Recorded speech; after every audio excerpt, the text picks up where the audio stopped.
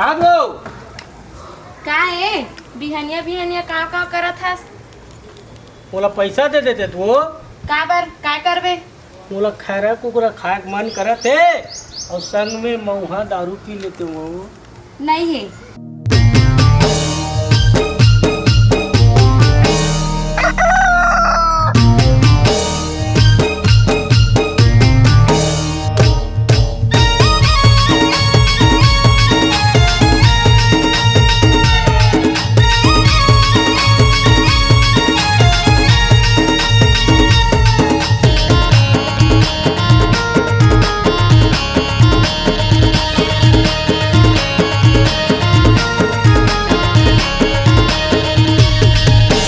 मारन दे खैरा कुकरा तहु रानी थोड़ा चुपरा।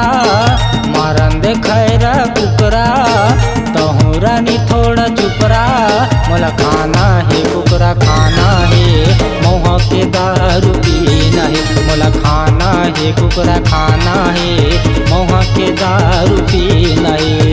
मारन दे खैरा कुकरा तहु रानी थोड़ा चुपरा।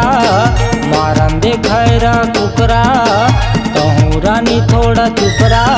मोला खाना है कुकरा खाना है मऊहा के दारू पीना है। मोला खाना है कुकरा खाना है मऊहा के दारू पीना है।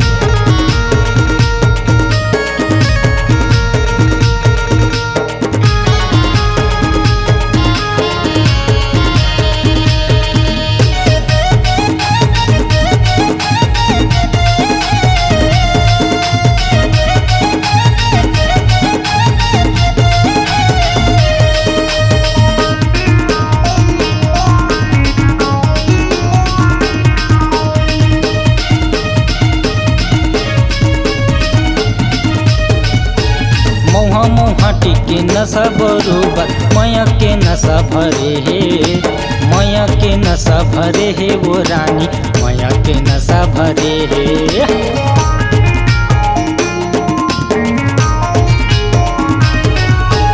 खाऊं पीहूं कुकरा दारू काबरते पीछू पड़े रे।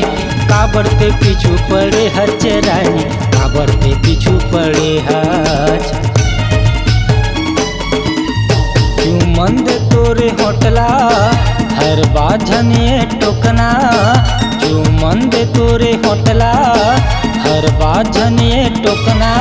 मोला खाना है कुकरा खाना है मऊहा के दारू पीना है। मोला खाना है कुकरा खाना है मऊहा के दारू पीना है।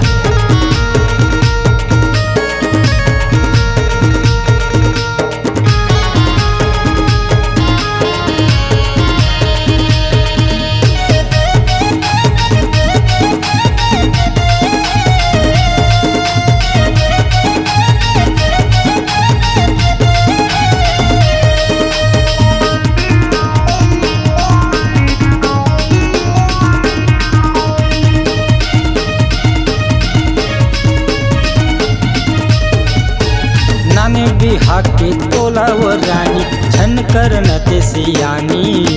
झन कर नते सियानी वो गोरी झन कर नते सियानी।